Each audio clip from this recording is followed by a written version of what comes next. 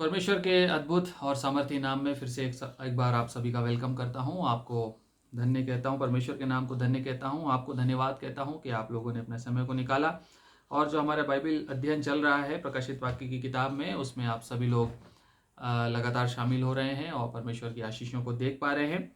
पिछले दिनों तक हम लोगों ने 25 लेसन ख़त्म कर लिए हैं बाइबल स्टडी के प्रकाशित वाक्य की किताब में से, और इस पुस्तक के 9 अध्याय हम कंप्लीट कर चुके हैं। आज हम 10वां अध्याय शुरू करेंगे और 10वें अध्याय के 1 से लेकर 7 वचन तक हम पढ़ेंगे और उसको समझने की कोशिश करेंगे। यहाँ पर परमेश्वर के इस पवित्र वचन में प्रकाशित वाक्य की पुस्तक 10वें अध्याय और उसके पहले से लेकर 7वें वचन तक क्या लिखा हुआ है। फिर मैंने एक और शक्तिशाली स्वर्गदूत को बादल ओढ़े हुए स्वर्ग से उतरते देखा। उसके सिर पर मेघधनुष था, उसका मुंह सूर्य के समान और उसके पांव आग के खंभे के समान थे। उसके हाथ में एक छोटी सी खुली हुई पुस्तक थी। उसने अपना दाहिना पांव समुद्र पर और बायां पांव पृथ्वी पर रखा और ऐसे बड़े शब्द से चिल्लाया जैसा सिंह गरजता है। और जब वह चिल्लाया तो गर्जन के 7 शब्द सुनाई दिए। जब 7 गर्जन के शब्द सुनाई दे चुके तो मैं लिखने पर था, पर मैंने स्वर्ग से यह शब्द सुना, जो बातें गर्जन के उन 7 शब्दों से सुनी है उन्हें गुप्त रख और मत लिख। जिस स्वर्गदूत को मैंने समुद्र और पृथ्वी पर खड़े देखा था, उसने अपना दाहिना हाथ स्वर्ग की ओर उठाया, और जो युगानुयुग जीवता है और जिसने स्वर्ग को और जो कुछ उसमें है और पृथ्वी को और जो कुछ उस पर है और समुद्र को और जो कुछ उसमें है सृजा, उसी की शपथ खाकर कहा, अब तो और देर ना होगी, परंतु 7वें स्वर्गदूत के तुरी फूंकने पर होने वाले शब्द के दिनों में परमेश्वर का गुप्त मनोरथ उस सुसमाचार के अनुसार जो उसने अपने दास भविष्यवक्ताओं को दिया पूरा होगा। परमेश्वर अपने पवित्र शास्त्र के पढ़े और सुने जाने पर आशीष दे। प्रियो, यहाँ पर हम 10वें अध्याय में पहुंच चुके हैं प्रकाशित वाक्य की किताब में, और इस अध्याय पर हम जब आते हैं तो फिर से हमें यहाँ पर एक गैप दिखाई देता है। और इस तरह के गैप जब प्रकाशन की पुस्तक में आते हैं तो इनको इंटरल्यूड कहा जाता है। यानी कि इस प्रकार की बात है, कोई वर्णन हो रहा है और फिर बीच में एक गैप आया और कुछ और बात होने लगी, और उसके बाद जो वर्णन पहले हो रहा था उसकी कंटिन्यूटी उस गैप के बाद शुरू हुई। इस प्रकार का जो इंटरल्यूड है ये 10वें अध्याय में आता है। इसके पहले भी एक बार प्रकाशित वाक्य के अध्ययन करते समय हमने एक इंटरल्यूड को देखा था, और वो इंटरल्यूड जो है कहाँ आया था, यदि आपको ध्यान हो तो वो आया था जब मोहरे खुलने का वर्णन हो रहा था। तो आपने देखा था कि 6वीं और 7वीं मोहर खुलने के बीच में 6वीं मोहर खुल चुकी थी और 7वीं मोहर खुली नहीं थी, उसके बीच में आपने एक इंटरल्यूड देखा था, आपको याद होगा, और वो इंटरल्यूड था 7वें अध्याय में। 7वें अध्याय में जहां पर कि इजराइल को प्रोटेक्शन देने की बात हुई थी, इजराइल के चुने हुए 1,44,000 की गिनती की बात हुई थी, और कलीसिया के रैप्चर की बात हुई थी जो कि सिंहासन के सामने दिखाई दे रही थी। उसके पहले लगातार कुछ मोहरें खुल गई थी और फिर बीच में ये चीज आई और उसके बाद फिर आगे की मोहरें खुली। यहाँ पर हम देख रहे हैं कि जो तुरहियां हैं वो फूक रही हैं, और 6वीं से 7वीं तुरही के बीच में ये इंटरल्यूड शुरू हो जाता है 10वें अध्याय से, और 10वें अध्याय को पूरा लेता हुआ 11वें अध्याय को भी लेता है और 13वें वचन तक लेता है। 11वें अध्याय के 13th वर्ष तक ये इंटरल्यूड कंटिन्यू होता है, और उसके बाद 7वीं तुरही फूकी जाती है। यानी कि ये जो 7 ब्लास्ट है ट्रम्पेट का 7th ब्लास्ट, वो जाता है अब 11वें अध्याय के 14वें वचन से 13वें वचन तक 11वें अध्याय के 10वें अध्याय के पहले वचन से 11वें अध्याय के 13वें वचन तक ये इंटरल्यूड है। इसमें कुछ डिस्क्रिप्शन है जो परमेश्वर हमें सिखाना चाहता है अपने वचन से, और इसलिए हम इसको यहाँ पर थोड़े ध्यान से समझने की कोशिश करेंगे। यहाँ पर जो पहला वचन है वहां पर ये इस प्रकार से लिखा है कि एक शक्तिशाली स्वर्गदूत की बात होती है। फिर कहता है, फिर मैंने 6वीं तुरही फूक गई थी, उसकी पीड़ाओं को, उसकी विपत्तियों को देख लिया था यूहन्ना ने। उसके बाद जैसे ही 7वीं तुरही फूकने वाली थी उसके पहले फिर उसने एक दर्शन देखा, एक दर्शन देखा, और दर्शन जो है वो दर्शन किस प्रकार का है। फिर मैंने एक और शक्तिशाली स्वर्गदूत को बादल ओढ़े हुए स्वर्ग से उतरते देखा। उसके सिर पर मेघ धनुष था, उसका मुंह सूर्य के समान और उसके पांव आग के खंभे के समान थे। एक स्वर्गदूत का वर्णन यहां पर आता है जिसको यूहन्ना देख रहा है। ये स्वर्गदूत जो है, इस स्वर्गदूत के बारे में ऐसा कहा जाता है कि संभवतः ये भी एक शक्तिशाली स्वर्गदूत है। ऐसा लिखा हुआ है शक्तिशाली स्वर्गदूत है, यानी कि ये भी एक आर्क एंजल होना चाहिए, यानी कि एक प्रधान स्वर्गदूत होना चाहिए। और ये प्रधान स्वर्गदूत जो है इसका अपीयरेंस बड़ा वंडरफुल दिया हुआ है। इसी के बारे में डिस्क्रिप्शन आता है, कहता है इसको मैंने कैसे देखा। नंबर 1 कहता है कि ये स्वर्ग से उतरते हुए देखा है, बादल ओढ़े हुए दिखाई दे रहा है, शक्तिशाली है। देखिए जो इसका डिस्क्रिप्शन है वो कैसा है, ये जो है एक ऐसा स्वर्गदूत है जो बादल शक्तिशाली है, पहली बात कहता है माइटी एंजल है, फिर कहता है कि ये बादल ओढ़े हुए है, उसके बाद कहता है कि स्वर्ग से उतरते हुए दिख रहा है, और उसके बाद कहता है कि उसके सिर पर मेघ धनुष है, रेनबो है उसके सिर पर, इंग्लिश में बोलता है, इंग्लिश वर्जन कहता है। और उसके बाद कहता है उसका मुंह सूर्य के समान, उसका फेस जो है it was shining like the sun, सूर्य के समान चमकता हुआ दिख रहा है, और उसके पांव आग के खंबे के समान है। स्वर्गदूत का वर्णन कर रहा है यूहन्ना यहां पर। और इसका जो डिस्क्रिप्शन है ये आपको कुछ याद दिलाना चाहिए कुछ बात को, यदि आप इसको ध्यान से देखें तो इसका डिस्क्रिप्शन कुछ बातों को दिखा रहा है। यदि आगे पढ़ेंगे दूसरे चौथे वचन में तो कहता है उसने गर्जन, तीसरे वचन में कहता है वो जैसे सिंह गरजता है वैसा वो चिल्ला भी रहा है, वैसा वो क्राई आउट भी कर रहा है, वैसा वो उसकी आवाज, उसका शब्द जो है वो बड़ा गर्जन के समान सुनाई दे रहा है। सो इस वर्णन को यदि हम स्वर्गदूत के देखते हैं तो हमें यह लगता है, कुछ व्याख्याकार इसको यीशु मसीह से भी जोड़ देते हैं, क्योंकि जो गुण इस स्वर्गदूत के बताए गए हैं वो यीशु मसीह के गुण भी हैं। जो गुण इसको दिखाए गए हैं वो यीशु मसीह के गुणों के समान है, शक्तिशाली है। इसका ओरिजिन स्वर्ग है, यानी कि स्वर्ग से उतर रहा है, मतलब स्वर्गीय स्वर्गदूत स्वर्ग से आ रहा है, मतलब ये परमेश्वर की ओर से भेजा गया है। बादल ओढ़े हुए है, बादल ओढ़ने का मतलब होता है कोई भी ऐसी एंटिटी जो बाइबल में स्वर्गीय होती है या स्वर्ग से उतरती हुई दिखती है, परमेश्वर के ओरिजिन से जो ओरिजिनेट होती है, उसको बादल से जरूर लिंक किया जाता है। चाहे आप दानियल की किताब में पढ़े 7वें अध्याय 13वें वचन में, या फिर आप पहला थिस्सलुनीकियों 4:17 में पढ़े, वहां पर इस प्रकार की बातें होती हैं कि जब यीशु मसीह आएगा तो बादलों पर आएगा। दानियल उसके 7:13 में लिखा हुआ है कि जो स्वर्गदूत है वो बादलों से उतरते हुए दिखाई दिया। 7:13 दानियल कहता है मैंने रात में स्वप्न में देखा, और देखो मनुष्य के संतान सा कोई आकाश के बादलों समेत आ रहा था। सो बादल जो है एक प्रकार से स्वर्गीय ओरिजिन को दिखाते हैं, कोई ऐसी चीज जो स्वर्ग से निकल रही है, और इसलिए वो बादल उसका वर्णन जरूर आता है। मेघ धनुष का वर्णन इससे पहले कहां आया था, यदि आपको याद हो, मेघ धनुष का वर्णन आया था जब हम परमेश्वर के स्वर्ग में सिंहासन का वर्णन कर रहे थे। सो हमने पढ़ा था प्रकाशित वाक्य की किताब में ही उसके 4 अध्याय और 3 वचन में हमने पढ़ा था कि जो परमेश्वर का सिंहासन है उसको चारों ओर से एक मेघ धनुष कवर किए हुए, एक रेनबो कवर किए हुए है। और हमने उसकी जब व्याख्या पढ़ी थी तो आपको याद होना चाहिए हमने क्या बताया था, ये जो मेघ धनुष है ये परमेश्वर के अनुग्रह को दिखाता है। और फिर हमने ये बात भी की थी कि यीशु मसीह जो है उसने अनुग्रह और सच्चाई से डेरा किया जमीन पे, यानी कि वो सच्चा भी परमेश्वर है, कड़ा कृपा भी है उसकी और कड़ाई भी है, दोनों बातों को दिखाता। सो मेघ धनुष जो परमेश्वर के सिंहासन के चारों तरफ से उसको कवर किए हुए है, वो मेघ धनुष इस एंजल के ऊपर भी दिख रहा है। उसका मुंह सूर्य के समान है। सूर्य का वर्णन यीशु मसीह के मुंह के लिए आया है प्रकाशित वाक्य 1:16 में। सूर्य के समान चमकता हुआ चेहरा उसका दिखाई देता है। जब माउंट ऑफ ट्रांसफिगरेशन में यानी कि रूपांतरण के पर्वत पर उसके चेलों ने, पतरस, याकूब, यूहन्ना ने उसको देखा था, तो उसके मुंह से ऐसी रोशनी निकल रही थी जैसे सूर्य चमकता हुआ दिखता है।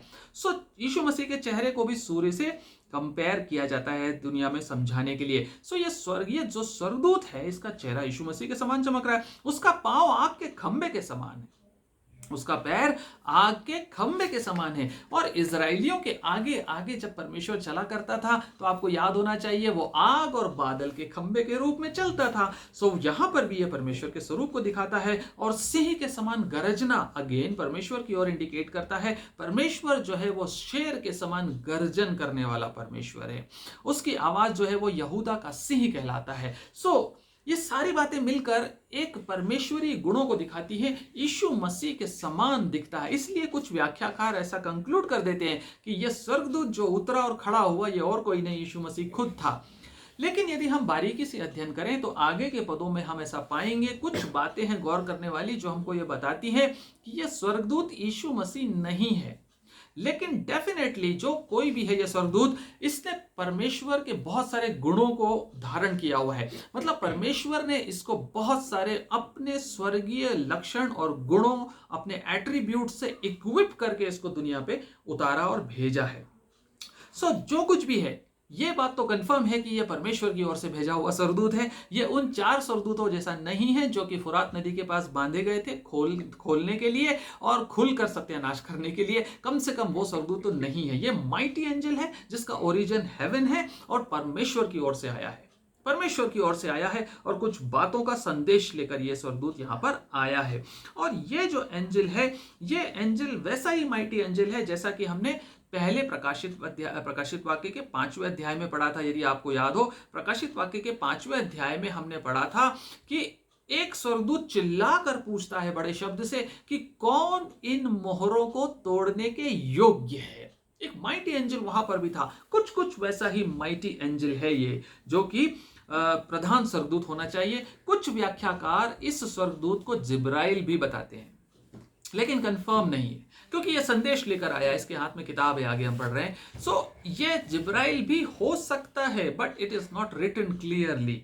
इसका कोई रेफरेंस भी नहीं मिलता कि ये जिब्राइल ही है। पर एनीवे, जो भी है ये स्वर्गदूत है, परमेश्वर की ओर से आया है और परमेश्वर के मैसेज को लेकर आया है और परमेश्वर की सामर्थ्य से भरपूर है। इंपॉर्टेंट बात यहां पर सीखने की एक है, और वो बात यह है, अभी तक ध्यान से सुनिएगा, इस पॉइंट तक 10वें अध्याय तक यूहन्ना जो कुछ भी दर्शन देख रहा है परमेश्वर का या परमेश्वर से संबंधित बातों का, यह दर्शन स्वर्ग का दिखाई दे रहा है। ध्यान से सुनिएगा आप, मेहरबानी से। बहुत इंपॉर्टेंट चीज सीखेंगे आज परमेश्वर के वचन से। प्रकाशित वाक्य की किताब से आपको बहुत कंफ्यूजन होते हैं और बहुत मुश्किल होता है इसकी बातों को समझ पाना। परमेश्वर यदि प्रकाशन देता है तो पूरी गंभीरता से हम समझ लें इसको, याद रखें, कम से कम इतना याद रखें कि कौन से अध्याय में क्या किस तरह की बातें बताई गई हैं।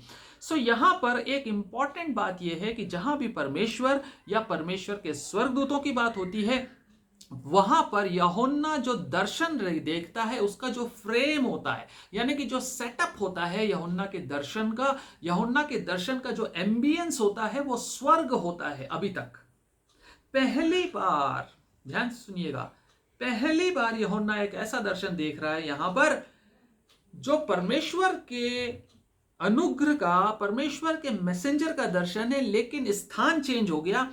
अब ये स्वर्गदूत स्वर्ग में दिखाई नहीं दे रहा, स्वर्ग की जगह अब ये जमीन पे दिखाई दे रहा है।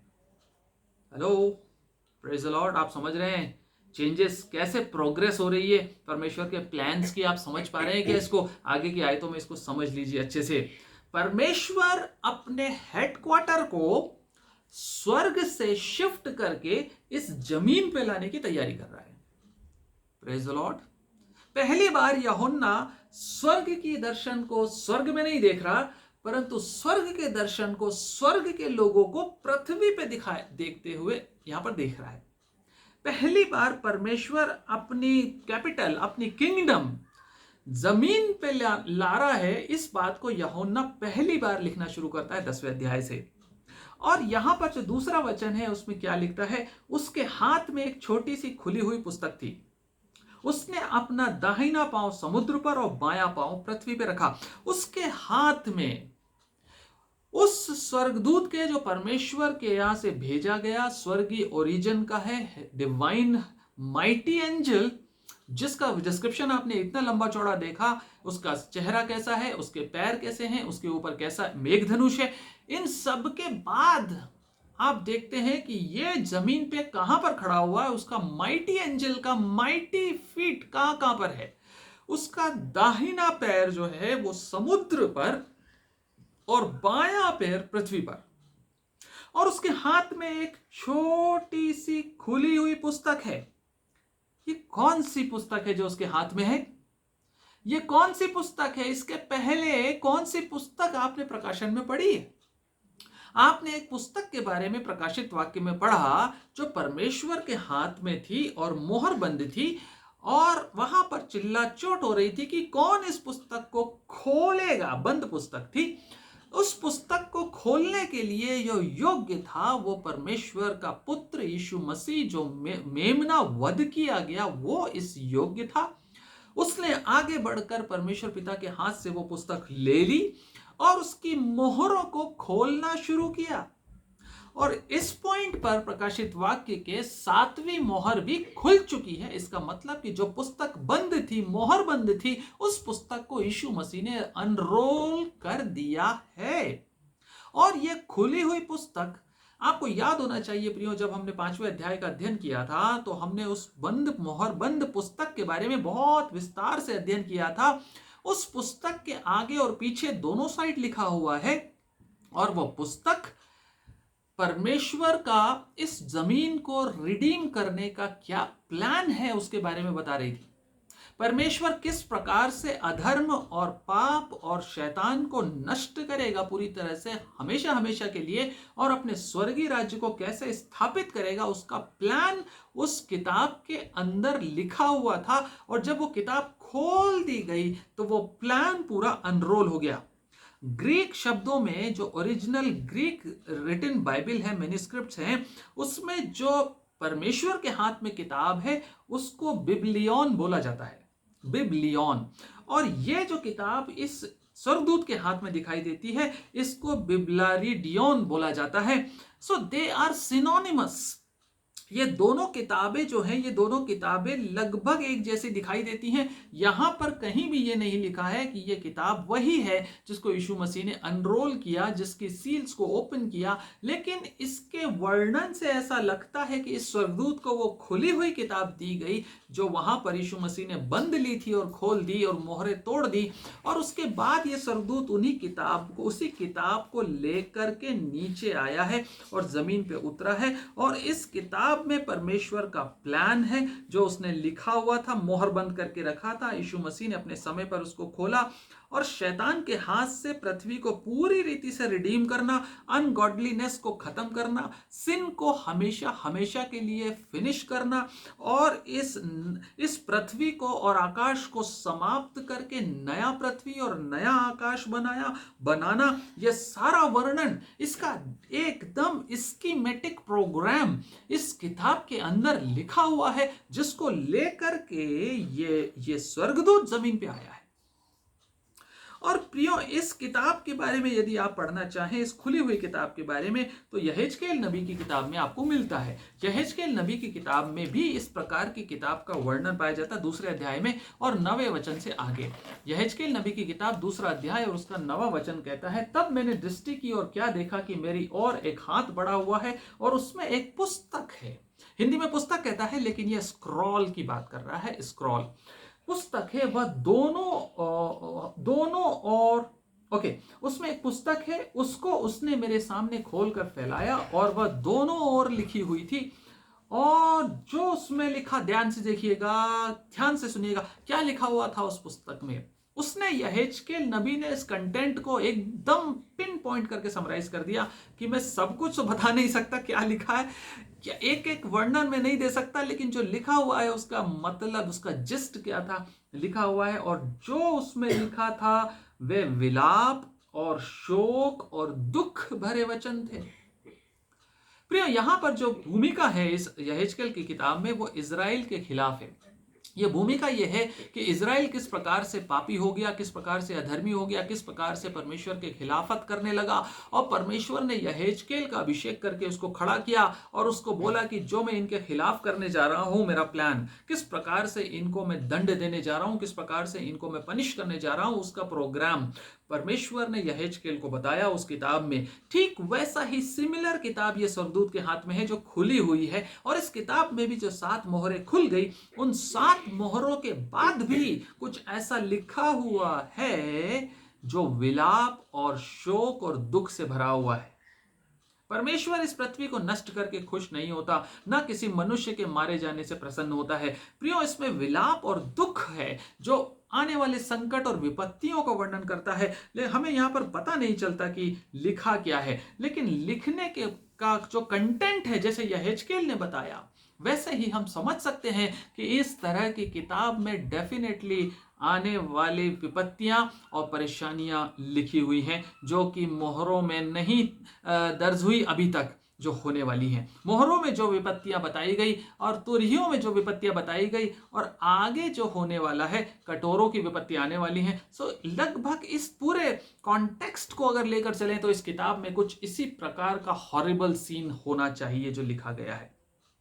और यदि हम इस यहेजकेल की किताब में आगे पढ़े, तीसरे अध्याय से आगे, तो तीसरे अध्याय के पहले वचन से, यहां पर दूसरा अध्याय 10वें वचन पे खत्म होता है, जहां लिखा है उसमें विलाप और शोक और दुख भरे वचन थे। तीसरे अध्याय से आगे लिखता है, तब उसने मुझसे कहा, हे मनुष्य के संतान, जो तुझे मिला है उसे खा ले, अर्थात इस पुस्तक को खा, तब जाकर इजराइल के घराने से बात कर। इसलिए मैंने मुंह खोला और उसने वह पुस्तक मुझे खिला दी। ये खिलाने वाली बात जो है आपको 10वें अध्याय में भी, प्रकाशन में जो हम पढ़ रहे हैं, मिलेगी आगे। यहां पर यूहन्ना को बोला जाता है तो उसे खा ले। सो ये पुस्तकें लगभग सिमिलर हैं। इसकी बात हम बाद में करेंगे कि ये खाने का और पचाने का और बाकी बातों का क्या मतलब है। लेकिन यहां पर इतना हम समझ लें कि जैसे इजराइल के खिलाफ परमेश्वर ने एक प्लान यहेजकेल को बताया कि मैं कैसे कैसे नष्ट करने पर हूं, वैसा ही यूहन्ना को भी बताया गया इस किताब के खुले होने के द्वारा। और यहां पर एक बात देखने की है कि ये स्वर्गदूत अपने एक पैर को समुद्र पे रखता है और एक पैर को पृथ्वी के ऊपर रखता है। आपको याद है कोई फोटो, आपने यदि किसी किले विले में गए हो, किसी राजा महाराजा के घर में विजिट किया हो, तो आपको याद है किसी भी राजा के घर में जो फोटो टंगी होती है, तो वो एक पैर रख के ऐसे खड़ा होता है बड़ी सी बंदूक लेकर। आपको पता है वो क्यों वो फोटो खींची जाती है? ये प्राचीन काल की सभ्यता थी। प्राचीन काल के समयों में जब कोई राजा किसी भूमि को फतेह करता था, जब कोई शिकारी किसी का शिकार कर लेता था और उस पर कब्जा करता था, तो वो उसको अपने पैरों के नीचे रख कर, यहां तक कि एक राजा दूसरे राजा की गर्दन जब काट देता था, उसको मार डालता था, तो उसके राज्य का अधिकारी हो जाता था, उस पर कब्जा हो जाता था दूसरे राजा का जिसने उसको मारा है। और वो राजा उसकी डेड बॉडी के ऊपर पैर रख के खड़ा होकर और सबके सामने बताता था कि now I am the winner, I have redeemed this land for myself. I have occupied this land for myself. यहां पर ये जो स्वर्गदूत है इस बात का चिन्ह दिखा रहा है।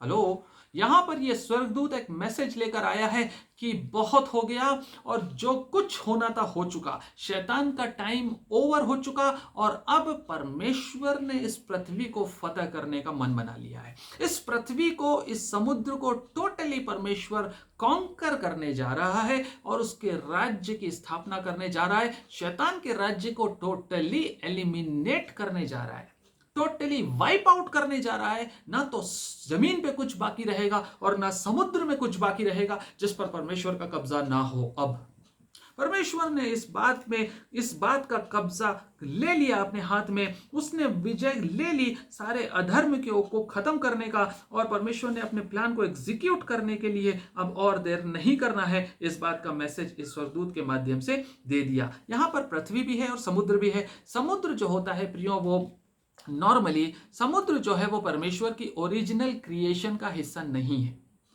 पानी जो है वो परमेश्वर की क्रिएशन का, ओरिजिनल क्रिएशन का हिस्सा नहीं है।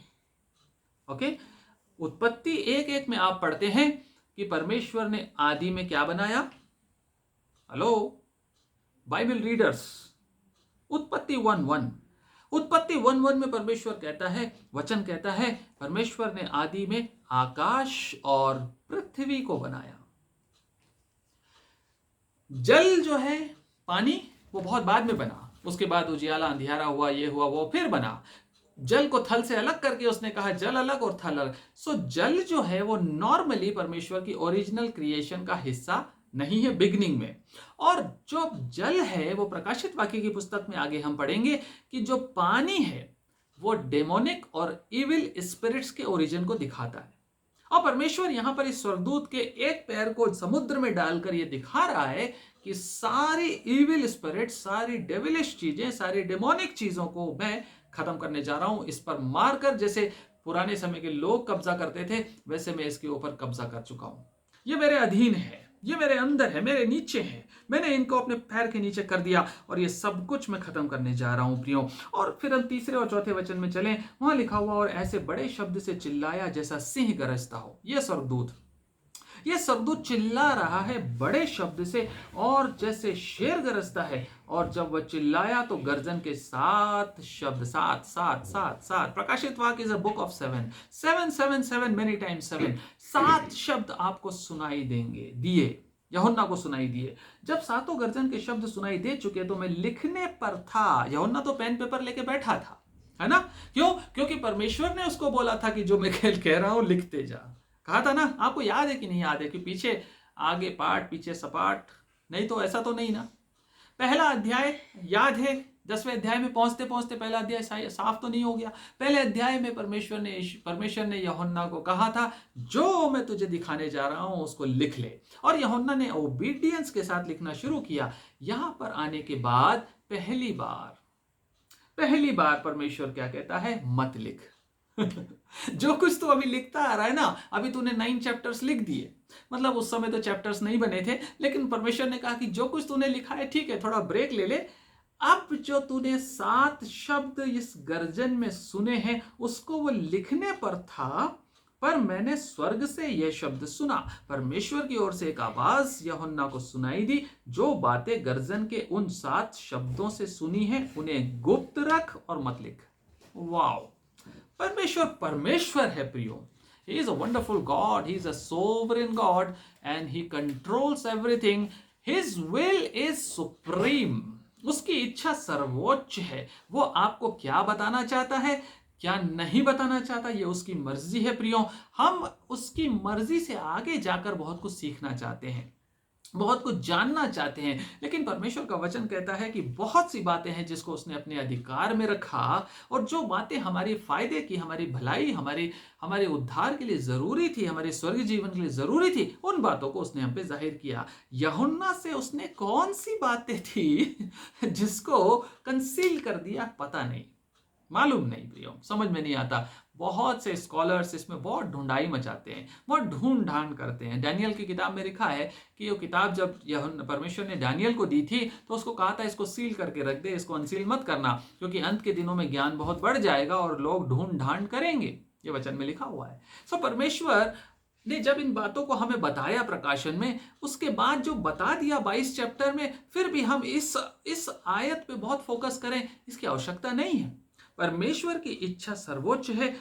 यह पक्का है कि ये जो गर्जन के साथ 7 शब्द सुनाई दिए हैं, इन बातों में डेफिनेटली परमेश्वर का प्लान ही है, जो कि इस पृथ्वी को रिडीम करने के लिए उसने बना रखा, शैतान की समाप्ति के लिए उसने बना रखा। सो हमें इतना जान के संतुष्ट रहना चाहिए, हमारी भलाई के लिए परमेश्वर ने इनको कंसील रखा है। यहाँ पर सीख यही है कि परमेश्वर जब अपने प्रोग्राम को प्रकाशन में जाहिर कर रहा है, वो हमारे लिए सफिशिएंट है, और अभी उसने जो यदि छुपाया है तो वो भी हमारे लिए ही छुपाया है। यदि आपको याद हो, दूसरा कुरिन्थियों की किताब में एक बात आती है जहां पर कि पौलुस जो है वो एक बात लिखता है, आपको याद होना चाहिए, दूसरा कुरिन्थियों और उसका 12वां अध्याय और 3 से 4 वचन। वहां पर पौलुस कहता है कि मैं ऐसे मनुष्य को जानता हूं, न जाने देह सहित न जाने देह रहित, परमेश्वर ही जानता है, कि स्वर्ग लोक पर उठा लिया गया और ऐसी बातें सुनी जो कहने की नहीं, और जिनका मुंह पर लाना मनुष्य को उचित नहीं। प्रियो, परमेश्वर बहुत सारी बातें एक इंडिविजुअल के लिए बता सकता है। मुझे कुछ बातें वो बता सकता है, आपको कुछ बातें वो बता सकता है। जरूरी नहीं कि उनका प्रकाशन दुनिया के सामने किया जाए। वो बातें हो सकता है मुझ तक के लिए परमेश्वर ने जाहिर की हो। पौलुस यहाँ पर कहता है उसको उठाया गया और कुछ बातें उसने देखी और सुनी, और इन बातों ऐसी बातें सुनी हैं जो कहने की नहीं और जिनका मुंह पर लाना मनुष्य को उचित नहीं। वैसे ही यूहन्ना को यहाँ कहता है कि मत लिख। इसका मतलब है कि परमेश्वर ने उसको रोक दिया वहां पर। सो परमेश्वर जो डिस्क्लोज करना चाहता है वही करता है। व्यवस्था विवरण 29 में भी इस प्रकार की बात आती है। परमेश्वर ने कुछ बातों को गुप्त रखा है। परमेश्वर ने कुछ बातों को गुप्त रखा है। गुप्त बातें हमारे परमेश्वर यहोवा के वश में हैं। 29 व्यवस्था विवरण, कुछ बातें, गुप्त बातें हमारे परमेश्वर यहोवा के वश में है। मनुष्य के वश में रखने की जरूरत नहीं है उसको। ओके, सो परमेश्वर ने कुछ बातों को यहाँ पे कंसील किया। और आगे बढ़ते हैं। सो इसके बाद परमेश्वर ने 5वें वचन में ये लिखा, जिस स्वर्गदूत को मैंने समुद्र और पृथ्वी पर खड़े देखा था, उसने अपना दाहिना हाथ स्वर्ग की ओर उठाया। और ये स्वर्गदूत है जिसने अपना दाहिना पैर समुद्र में, बायां पैर पृथ्वी पर रख के खड़ा है। वो उसके हाथ में एक स्क्रॉल है खुला हुआ, और उसके बाद एक गर्जन सुनाई देती है, और उस गर्जन के पीछे 7 शब्द सुनाई देते हैं, 7 गर्जन। और उन 7 शब्दों को यूहन्ना सुनता है, सुन के एकदम लिखने की कोशिश करता है। परमेश्वर उसको रोक देता है। उसके बाद ये जो स्वर्गदूत है, ये स्वर्गदूत अपने दाहिने हाथ को ऊपर उठाता है, आकाश की ओर उठाता है, स्वर्ग की ओर उठाता है, और परमेश्वर और सृष्टिकर्ता की शपथ खाता है। 6वें वचन में कहता है, और जो युगानुयुग जीवता, और जिसने स्वर्ग को और जो कुछ उसमें है, और पृथ्वी को और जो कुछ उस पर है, और समुद्र को और जो कुछ उसमें है सृजा, उसी की शपथ खाकर कहा, अब तो और देर ना होगी। अब तो और देर नहीं होगी। और देर नहीं होगी किस चीज में? यही प्लान जो परमेश्वर की गर्जनों में शायद बताया गया होगा, यही प्लान जो उस खुली हुई किताब में लिखा हुआ है। परमेश्वर कह रहा है, परमेश्वर का ये दूत जो है, परमेश्वर के शब्दों को रिपीट कर रहा है और शपथ खा रहा है। अपना हाथ उठाने का मतलब है कि ये जो बात मैं कहने जा रहा हूं, उसकी ओथ ले रहा हूं, और उसके नाम की ले रहा हूं जो सृष्टि का करता है, जिसने आकाश, पृथ्वी, स्वर्ग, समुद्र सब कुछ बनाया। उसकी शपथ लेता हूं। यदि ये बात गलत हो जाए तो मेरी जिम्मेदारी है, और परमेश्वर इस बात का साक्षी है। जो मैं कहने जा रहा हूं उसका साक्षी परमेश्वर है। प्रियो, ऐसे ही शपथ स्वर्गदूत लेते हुए कई बार बाइबल में आते हैं। दानियल की किताब में भी 12वें अध्याय में 7वें वचन में आप पाएंगे, एक स्वर्गदूत था, उसने दोनों हाथों को स्वर्ग की ओर उठाकर एक शपथ खाई थी। 12:7 में, तब जो पुरुष सन का वस्त्र पहने हुए नदी के जल के ऊपर था, उसने मेरे सुनते ही दाहिना और बायां अपने दोनों हाथ स्वर्ग की उठाकर सदा जीवित रहने वाले की शपथ खाकर कहा। ऊपर हाथ उठाकर शपथ खाने का मतलब है कि मैं सृष्टिकर्ता की शपथ खाकर कह रहा हूं, मैं परमेश्वर की शपथ खाकर कह रहा हूं कि अब और देर नहीं होगी। There will not be any delay any more. There won't be any delay now.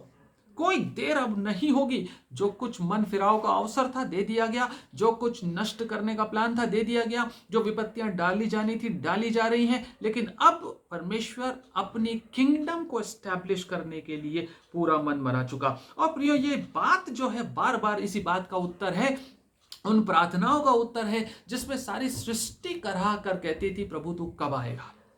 परमेश्वर तू कब आएगा? इस पृथ्वी पे तेरा राज्य कब आएगा? ये उन प्रार्थनाओं का उत्तर है जो मेरे और आपके जैसे विश्वासी हमेशा से करते आए हैं कि हे प्रभु तेरा राज्य आए, हे पिता तेरा राज्य स्थापित हो, हे पिता तू आ, तेरी इच्छा इस जमीन पे पूरी होने दे। ये उन प्रार्थनाओं का उत्तर है जो वध किए हुए विश्वास योग्य दास वेदी के नीचे से उनके प्राण जो प्रार्थनाएं करते थे, प्रभु तू कितनी देर और करेगा? ये उसका उत्तर है कि अब और देर नहीं होगी। और चेलों ने भी ये पूछा था कि प्रभु ये कब होगा, कब होगा, कब होगा, कब होगा? हजारों साल से ये बातें हो रही हैं, लेकिन परमेश्वर इसका उत्तर प्रकाशित वाक्य में आकर इस स्वर्गदूत के माध्यम से देता है, जब कहता है कि अब और देर नहीं होगी। Now it is over. और दानियल की किताब में हमने पढ़ा 12:7 में, 12:6 में जो उत्तर आया है, यहाँ पर वो 12:6 में प्रश्न था जहां दानियल ने पूछा था कि ये बातें कब होंगी, इन बातों का अंत कब होगा? और उसका उत्तर जो है 7वें वचन में आता है। So final events of the history are to pass now. जो फाइनल इवेंट्स हैं इस पृथ्वी पे होने वाली, जो फाइनल घटनाएं हैं, वो अब होने जा रही हैं। बिल्कुल अंत है, बिल्कुल निकट, खत्म हो रहा है सब कुछ। वहां पर एक बात कहकर यहां पर ये खत्म करता है। सो यहां पर हम देखते हैं प्रियो, जो परमेश्वर का जो अंत की घटनाएं हैं, वो कुछ घटनाएं ही बाकी रह गई और विपत्तियां डाल दी गई, आधी आबादी खत्म हो गई और पूरी पृथ्वी नष्ट होने जा रही है। और ये जो एंड है, इसमें क्या क्या होगा? इसमें पेरोजिया कहते हैं, मतलब परसिक्यूशन और क्लेश और परेशानियां, और उसके बाद अर्मगेडोन यानी कि हर्मगेदोन की लड़ाई, और उसके बाद मिलेनियम किंगडम, और उसके बाद श्वेत सिंहासन वाला न्याय, ग्रेट व्हाइट थ्रोन जजमेंट, और उसके बाद नया हेवन और नई पृथ्वी का उतरना इस जमीन पर। ये सब कुछ जो है, इन सब चीजों में अब ज्यादा देर नहीं। ये एंड टाइम इवेंट्स जो एकदम फाइनल इवेंट्स हैं, उनमें अब और देर नहीं है। ये शपथ खाकर ये कह रहा है व्यक्ति। और 7वां वचन कहता है, आखिर में किस बात के लिए, एक बहुत इंपॉर्टेंट बात है प्रियो सीखने की, ध्यान से सुनिएगा, क्योंकि ये बातें आपको पढ़ना और समझना बहुत मुश्किल होता है। मैं जानता हूँ बहुत मुश्किल होता है। परमेश्वर बहुत ही गहरी बातों को अपने वचन में लिखता है और हमको उसको जब वो अनलीश करता है, जब वो रिवील करता है, तो हमें मौका गंवाना नहीं चाहिए। 7वां वचन कहता है, वरन 7वें स्वर्गदूत के तुरही फूकने पर होने वाले, वरन मतलब अब ये बातों में ज्यादा देर नहीं होगी, बल्कि क्या होगा वो बता रहा है। कह रहा है 7वें स्वर्गदूत के तुरही फूकने पर होने वाले शब्द के दिनों में, इस एक वर्ष पे, 7वें वर्ष पे कम से कम 3 घंटे का प्रचार हो सकता है। एक वर्ष, 7वें वर्ष पे। वरन 7वें स्वर्गदूत के तुरही फूकने पर होने वाले शब्द के दिनों में परमेश्वर का गुप्त मनोरथ, गुप्त मनोरथ को अंडरलाइन कर लीजिए, गुप्त मनोरथ उस सुसमाचार के अनुसार जो उसने अपने दास भविष्यवक्ताओं को दिया पूरा होगा। ये मिस्ट्री है। हेलो, ये 7वां जो वर्ष है, ये मिस्ट्री है। इस मिस्ट्री को आज हम समझने की कोशिश करेंगे, परमेश्वर सहायता करे। वरन 7वें स्वर्गदूत के तुरही फूकने पर होने वाले शब्द के दिनों में, 7वें स्वर्गदूत की तुरही फूकने वाली है, उसके बारे में बता रहा है। उसके शब्द के दिनों में परमेश्वर का गुप्त मनोरथ, मैंने कहा आपको अंडरलाइन, परमेश्वर का गुप्त मनोरथ एक गुप्त बात है, जिसको फुलफिल होने की बात ये स्वर्गदूत कह रहा है कि ये जो मिस्ट्री है ये फुलफिल होने जा रही है। किस बात में देर नहीं होगी? इस बात में देर नहीं होगी जो परमेश्वर की ओर से जो मिस्ट्री रखी गई थी, वो मिस्ट्री अब टोटली रिवील होने जा रही है, और इस मिस्ट्री को फुलफिल होने से अब कोई रोक नहीं सकता। और कौन सी मिस्ट्री है? उस सुसमाचार के अनुसार जो उसने अपने दास भविष्यवक्ताओं को दिया पूरा होगा। इसका मतलब है, यहां पर इंग्लिश वर्जन में लिखता है, but that in the days of the trumpet call to be sounded by the 7th angel, the mystery of God would be fulfilled just as he announce to his servants the prophets. जो servant prophets हैं उसको परमेश्वर ने announce किया हुआ है। मतलब कि ये जो मिस्ट्री है, ये मिस्ट्री उसके दास जानते हैं। हेलो, आप समझ पा रहे हैं कि नहीं? प्लीज, जहां कहीं आप फॉलो ना करें, आप मुझे बताइएगा। जो मिस्ट्री है, मिस्ट्री को परमेश्वर ने अपने दास, अपने विश्वास योग्य दास, अपने भविष्यवक्ताओं को बता चुका है। पहले से अपने दासों को वो मिस्ट्री, वो भेद, वो गुप्त मनोरथ परमेश्वर बता चुका है, और उन भविष्यवक्ताओं ने इस मिस्ट्री के बारे में चिल्ला चिल्ला कर लोगों को हजारों साल से बता रखा है। परमेश्वर के वचन में उसके मनोरथ को कई बार प्रकट किया जा चुका है। उसके मनोरथ को परमेश्वर ने अपने वचन के माध्यम से सुसमाचार, देखिए सुसमाचार के माध्यम से, नए नियम के लोगों को, सेवकों के माध्यम से इस मनोरथ को कई बार बताया जा चुका है, जो कि पूरा होने जा रहा है 7वीं तुरही के शब्द के साथ। उस मनोरथ के बारे में कह रहा है ये मिस्ट्री है। इसका मतलब है, मिस्ट्री का मतलब ये नहीं है जो कि कभी भी समझी ना जा सके। मिस्ट्री क्या है?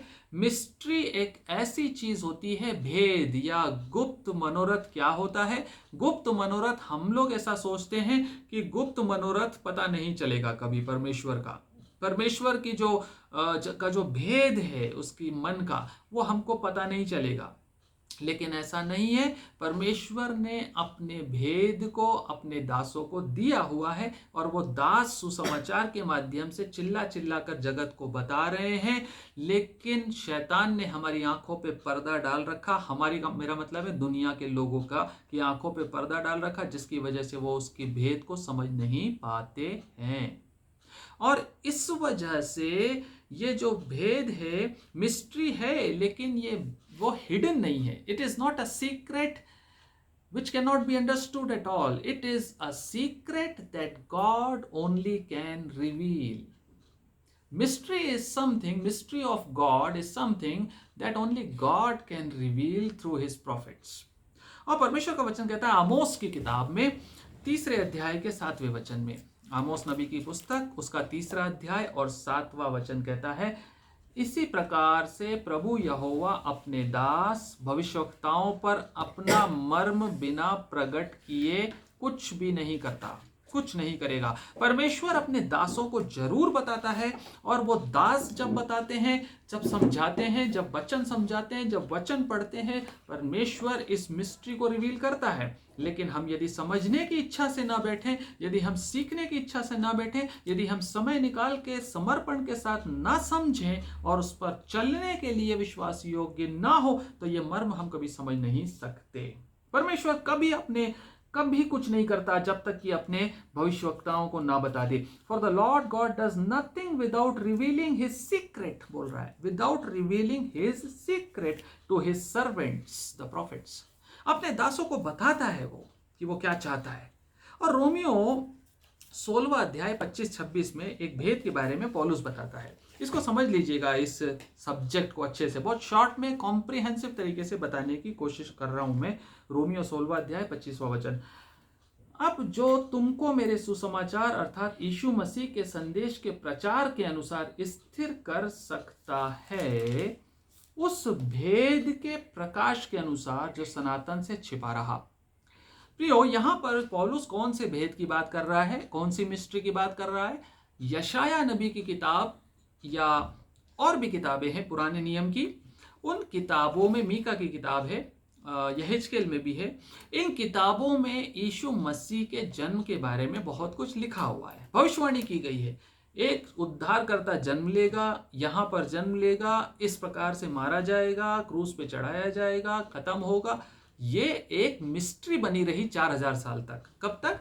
4000 साल तक। उसके भविष्यवक्ताओं को बता दिया गया था और भविष्यवक्ताओं ने दुनिया को बता दिया था, लेकिन दुनिया फिर भी उसके आने पर उसको पहचान नहीं सकी।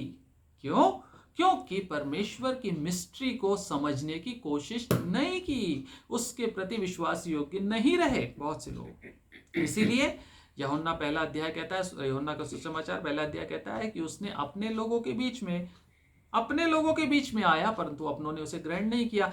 यह मिस्ट्री थी जो कि पहले फर्स्ट कमिंग ऑफ क्राइस्ट के बारे में थी, जो 4000 साल से जिसकी प्लानिंग हो चुकी थी, उससे पहले आदि से उसकी प्लानिंग थी, और 700-800 साल पहले से उसकी भविष्यवाणियां उसके भविष्यवक्ताओं ने कर दी थी कि वो आएगा। फर्स्ट कमिंग ऑफ क्राइस्ट, जिसके बारे में मिस्ट्री थी, जिसके बारे में लोग अनजान रहे। और कहता है 26वें वचन में कहता है, परंतु अब प्रकट होकर सनातन पर परमेश्वर की आज्ञा से भविष्यवक्ताओं की पुस्तकों के द्वारा सब जातियों को बताया गया है कि वे विश्वास से आज्ञा मानने वाले हो जाएं।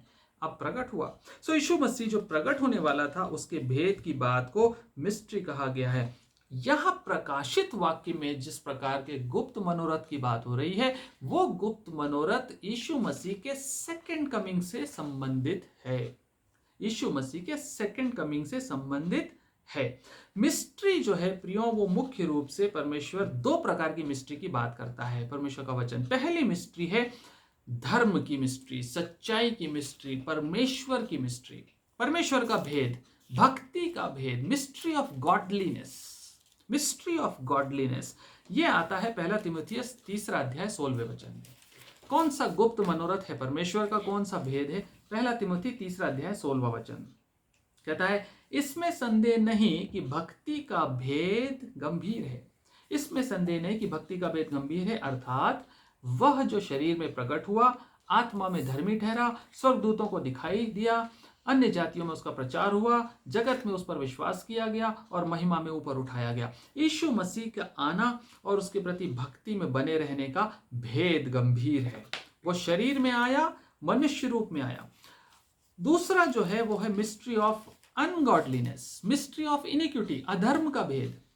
वचन बताता है दूसरी मिस्ट्री कौन सी है? झूठे लोगों की, शैतान की मिस्ट्री। शैतान की मिस्ट्री क्या है? 2 थिस्सलुनीकियों 2 अध्याय 7वां वचन, 2 थिस्सलुनीकियों 2 अध्याय 7वां वचन। क्योंकि अधर्म का भेद अब भी कार्य करता जाता है, पर अभी एक रोकने वाला है, और जब तक वह दूर ना हो जाए वह रोके रहेगा। यह कौन सा भेद है?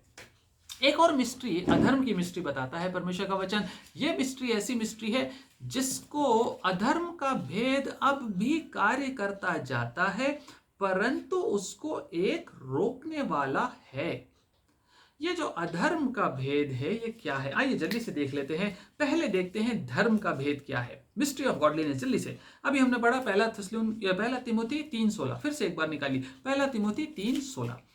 वहां कहता है जो शरीर भक्ति का, इसमें संदेह नहीं कि भक्ति का भेद गंभीर है, अर्थात जो शरीर में प्रकट हुआ, आत्मा में धर्मी ठहरा, स्वर्गदूतों को दिखाई दिया, अन्य जातियों में उसका प्रचार हुआ, जगत में उस पर विश्वास किया गया और महिमा में ऊपर उठाया गया। यीशु मसीह का आना, प्रकट होना और मनुष्य रूप में इस दुनिया में पवित्र जीवन जीना और मरते दम तक आज्ञाकारी बनकर रहना और मरने के बाद आज्ञाकारिता के रिवॉर्ड में पुनरुत्थान होना, यह मिस्ट्री यीशु मसीह के जीवन की थी जो प्रकट की गई और जो प्रकट हुआ यीशु मसीह के रूप में।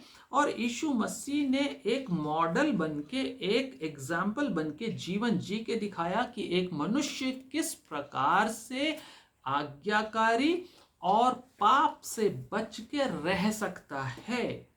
आप समझ रहे हैं, मुझे फॉलो कर पा रहे हैं कि नहीं?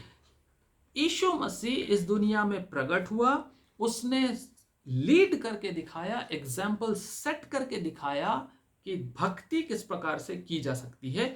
भक्ति जो है वो आज्ञाकारी रहकर, यीशु मसीह मनुष्य बनकर आया, हम भी मनुष्य हैं, हम उसको फॉलो करें तो हम भी pure, free from since, forgiven, redeemed and resurrection के लिए तैयार होती हुई जिंदगी बिता सकते हैं। ये परमेश्वर की इच्छा है हमारे लिए।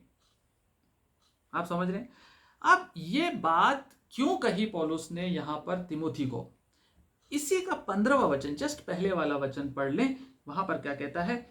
यदि मेरे आने में देर हो तो तू जान ले कि परमेश्वर के घराने में जो जीवते परमेश्वर की कलीसिया, मेरी और आपकी बात कर रहा है, जो जीवते परमेश्वर की कलीसिया है और जो सत्य का खंबा और नींव है, कैसा बर्ताव करना चाहिए।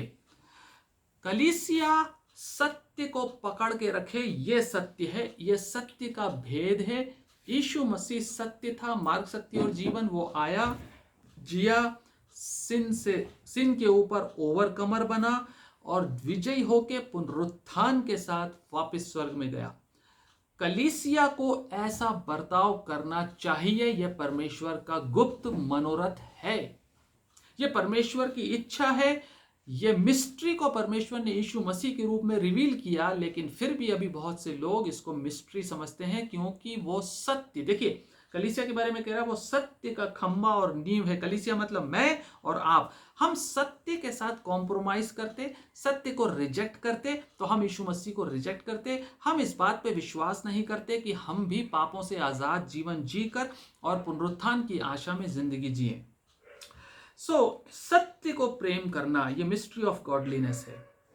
दूसरी बात कहता है इफिसियों 5:31-32 में, जहां पर कहता है कि पति और पत्नी जो है उनके बारे में कहता है कि वो एक ही तन होते हैं, मतलब वो एक देह का हिस्सा होते हैं, जैसे मसीह और कलीसिया। 5:31 कहता है, इस कारण मनुष्य अपने माता पिता को छोड़कर अपनी पत्नी से मिला रहेगा और वे दोनों एक तन होंगे। यह भेद तो बड़ा है, हेलो, भेद भेद भेद 32, यह भेद तो बड़ा है, पर मैं यहां मसीह और कलीसिया के विषय में कह रहा हूं। इसका मतलब है कि यदि मेरा सिर, मसीह कलीसिया का सिर है, यदि मेरा सिर एक ऐसा जीवन जी कर गया तो बाकी देह कैसे उससे अलग हो सकती है? ये भेद है, ये भेद की बात है जिसको हम समझते नहीं। कलीसिया को यीशु मसीह के समान बर्ताव करना आना चाहिए। और तीसरी बात जो है वो पहला कुरिन्थियों 15:51 में आता है, जहां पर कहता है, यह भेद की बात तीसरी जगह लिखता है। जो भक्ति का भेद है वो क्या है? यीशु मसीह के, परमेश्वर का गुप्त मनोरथ कलीसिया के लिए क्या है? नंबर 1, यीशु मसीह प्रकट किया गया, हमने पढ़ा, जिया मनुष्य के समान और एक अच्छा जीवन जीकर एग्जाम्पल देके गया। कलीसिया को वैसा बर्ताव करना चाहिए। दूसरी बात हमने देखा, कलीसिया मसीह से अलग नहीं है। कलीसिया यदि यह कहती है कि यीशु मसीह कर सकता था, मैं नहीं कर सकती, कलीसिया कहती है कि यीशु मसीह जीता होगा, मैं नहीं जीऊंगी, तो वो व्यभिचारी कलीसिया है। दूसरी बात। तीसरी बात, कलीसिया के लिए परमेश्वर का गुप्त मनोरथ यह है कि पलक मारते ही, देखो मैं तुमसे भेद की बात कहता हूं, मिस्ट्री, भेद की बात कहता हूं, हम सब नहीं सोएंगे परंतु सब बदल जाएंगे, और यह क्षण भर में पलक मारते ही अंतिम तुरही फूकते ही होगा, क्योंकि तुरही फूकी जाएगी और मुर्दे अविनाशी दशा में उठाए जाएंगे और हम बदल जाएंगे। आपकी समझ में आ रहा है मिस्ट्री ऑफ गॉडलीनेस? परमेश्वर की भक्ति का भेद, हम क्यों भक्ति करते हैं? क्योंकि हम यीशु मसीह के समान बनना चाहते हैं। क्यों बनना चाहते हैं? क्योंकि जैसे वो पापों पे जयवंत हुआ, हम जयवंत होना चाहते हैं। यदि मैं ओवरकमर नहीं हुआ तो मैं पुनरुत्थान परमेश्वर के स्वर्गीय स्थानों में जाने के लिए नहीं उठूंगा। यदि मैं यीशु मसीह के समान नहीं चला तो मैं व्यभिचारी हूं, मैं बोलता हूं मैं यीशु मसीह की पत्नी हूं, लेकिन मैं किसी और के साथ दिल लगा के बैठा हूं। यह भक्ति का भेद है। क्योंकि परमेश्वर का गुप्त मनोरथ है कि पलक मारते ही वो अपनी कलीसिया को ले जाएगा, पलक झपकते ही वो कलीसिया को उठा के ले जाएगा। अब हम बात करते हैं अधर्म के भेद की। अधर्म का भेद हमने अभी पढ़ा था कि कोई है जो, देखिए यहां पर एक कॉपी कैट है। दूसरा थिस्सलुनीकियों और उसका दूसरा अध्याय 7वां वचन कहता है कि दूसरा थिस्सलुनीकियों दूसरा अध्याय और 7वां वचन अभी हमने पढ़ा था। जल्दी से देखिए, निकाल लीजिए अपनी बाइबल्स को और पढ़ लीजिए। दूसरा थिस्सलुनीकियों दूसरा अध्याय 7वां वचन कहता है कि अधर्म का काम करने वाला, दूसरा अध्याय 7, क्योंकि अधर्म का भेद अब भी कार्य करता जाता है, पर अभी एक रोकने वाला है, और जब तक वह दूर ना हो जाए वह रोके रहेगा। आपको समझ में आ रहा है? कुछ नहीं आ रहा होगा शायद, मैं बताता हूं। अधर्म का कार्य करने वाला कौन है? शैतान।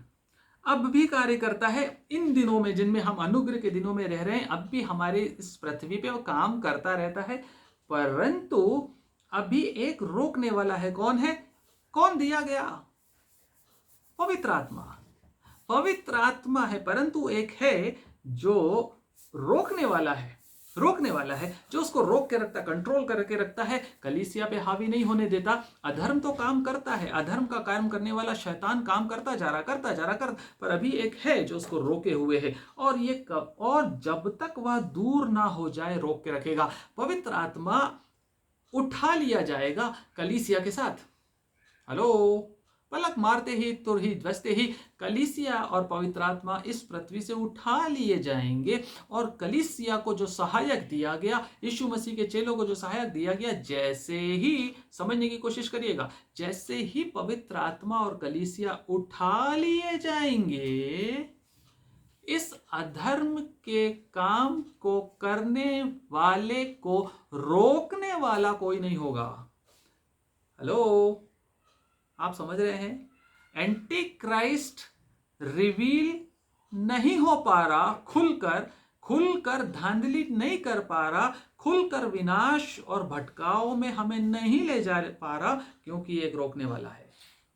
पवित्र आत्मा की सामर्थ्य से हम प्रोटेक्शन पाते और बचे रहते हैं, लेकिन एक समय आने वाला है जब ये सब कुछ उठा लिया जाएगा। और इसके तुरंत बाद 8वें वचन में क्या कहता है? तब वह अधर्मी प्रकट होगा। हेलो, अधर्म की भक्ति का भेद समझ में आ रहा है आपको? ये किसकी बात हो रही जानते हैं आप? ये है आपका most debated about, most discussed about personality of this and time world, that is anti Christ.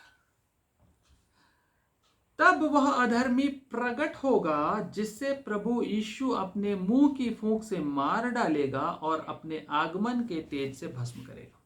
Hello, आप समझ रहे हैं अधर्म का भेद? यह भेद है झूठ का भेद। कैसे? आगे बढ़िए जल्दी से, 9वां वचन। उस अधर्मी का आना शैतान के कार्य के अनुसार सब प्रकार की झूठी सामर्थ और चिन्ह और अद्भुत काम के साथ, और नाश होने वालों के लिए अधर्म के सब प्रकार के धोखे के साथ होगा, क्योंकि उन्होंने सत्य से प्रेम नहीं किया जिससे उनका उद्धार होता। Praise the Lord. आप समझ में आ रहे हैं कि नहीं आ रहे? मुझे नहीं पता आप कितना फॉलो कर पा रहे हैं, पर परमेश्वर आपको समझ दे कि इन बातों को समझ ले। शैतान जो है वो यीशु मसीह को डुप्लीकेट कॉपी करता है, बिल्कुल डिक्टो डुप्लीकेट बनता है। जैसे यीशु मसीह प्रकट हुआ मनुष्य रूप में, वैसे ही शैतान होने जा रहा है एंटी क्राइस्ट के रूप में। जैसे यीशु मसीह ने, अभी हमने पढ़ा इफिसियों 5:31-32, कलीसिया मसीह की दुल्हन है, वो दुल्हन मसीह के समान चलनी चाहिए। यह मिस्ट्री ऑफ गॉडलीनेस है, भक्ति का भेद। अब भक्ति का भेद क्या है? एक चर्च जो कहलाता मसीह का है, लेकिन व्यभिचारी चर्च एक दुल्हन शैतान की भी है। शैतान अपनी दुल्हन को तैयार कर रहा, यीशु मसीह अपनी दुल्हन को तैयार कर रहा। शैतान की दुल्हन जो है वो झूठी कलीसिया, जिसने सत्य से प्रेम नहीं किया, जिससे उसका उद्धार होता। मिस्ट्री ऑफ गॉडलीनेस को छोड़कर मिस्ट्री ऑफ अनगॉडलीनेस में ट्रैप्ड चर्च, जो चर्च बेबीलोनियन चर्च कहलाता है। हेलो, प्रकाशित वाक्य में आप आगे पढ़ेंगे, ये चर्च जो है ये mystery of ungodliness, mystery of sin which is based on lies, जो झूठ पे आधारित है। आप पढ़ रहे हैं ना 9वें वचन में, झूठी सामर्थ, झूठे चिन्ह, अद्भुत काम, धोखे के साथ, अधर्म के सब प्रकार के धोखे के साथ। क्यों? क्योंकि उन्होंने सत्य से प्रेम नहीं किया। Mystery of godliness is about truth, सत्य। कलीसिया जो सत्य का खंबा और नींव है, उसने सत्य से प्रेम नहीं किया, तो वो अधर्म के भेद में फंस गई और वो बेबीलोन चर्च बन गई, और एक ऐसी कलीसिया जो शैतान की दुल्हन बनकर तैयार खड़ी है। यह दुल्हन जिसके बारे में प्रकाशित वाक्य खुद कहता है 17:5 में, यह प्रकाशित वाक्य 17:5 खुद कहता है। क्या कहता है? ये कौन सी कलीसिया बेबीलोनियन चर्च इसके बारे में कहता है? उसके माथे पर यह नाम लिखा था, भेद। ये झूठी कलीसिया बेबीलोनियन चर्च के बारे में कह रहा है 17वें अध्याय। भेद, बड़ा बेबीलोन पृथ्वी की वेश्याओं और घृणित वस्तुओं की माता। यह है वो चर्च जो अधर्म की भक्ति में लीन है, लवलीन है। आखिर यह झूठ है क्या? ये झूठ और धोखा है क्या? जानते हैं आप, ये झूठ और धोखा शैतान की वो प्रॉमिस है, you can get away with the sin easily. You can do sin and you can get away with it. आप आराम से पाप करिए, परमेश्वर आपको छोड़ देगा, आखिर में आप निकल जाएंगे, कुछ नहीं होने वाला है। ये जो लोग कर रहे हैं, कह रहे हैं पाप मत करो, पाप मत करो, पाप से नाश हो जाओगे, ये झूठ है। वो ये झूठा कहता और इसमें हम ट्रैप हो जाते हैं। जानते हैं ये झूठ की शुरुआत कहां से हुई? ये झूठ की शुरुआत हुई हव्वा से। जब हवा को शैतान पहली बार गया था तो उसने क्या कहा था जानते हैं आप? उसने कहा था कि इस फल को खा ले, कुछ नहीं होगा, इस फल को खा ले, कुछ नहीं होगा, परंतु तू परमेश्वर के समान बन जाएगा।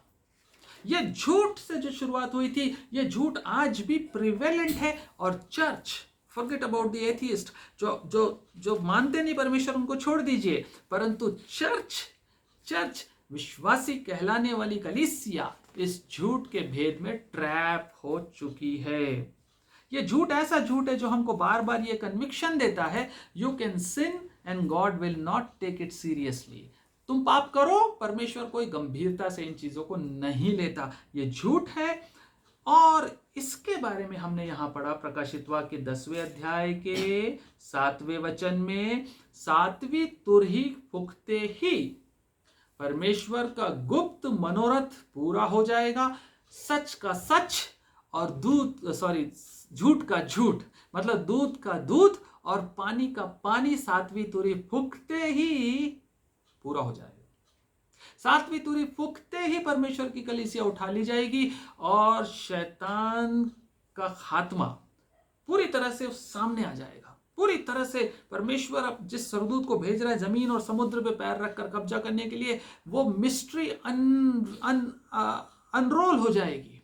That mystery will not remain a mystery anymore. वो जो भेद, जो गुप्त मनोरथ है परमेश्वर का, वो पूरा होगा। यहाँ कह रहा है ये सरदूत, ये है वो मिस्ट्री, जो मिस्ट्री ऑफ गॉडलीनेस, जिसके लिए कलीसिया 2000 साल से और परमेश्वर के दास 6000 साल से जिसका इंतजार कर रहे हैं, उस समय का आना तय है, उस समय का होना तय है। और परमेश्वर का ये कार्य बहुत जल्द पूरा होने जा रहा है। ये सरदूत बता रहा है चिल्ला कर, ये सरदूत, ये माइटी एंजल इस बात की घोषणा कर रहा है कि ये मिस्ट्री अब पूरी होने में देर नहीं है। ये मिस्ट्री फुलफिल होने जा रही, कंप्लीटली फुलफिल होने जा रही और शैतान के अधर्म और छुपी हुई और धोखे की बातें पूरी तरह से एक्सपोज होने जा रही, पूरी तरह से शैतान एक्सपोज होने जा रहा अपने फॉलोअर्स के सामने।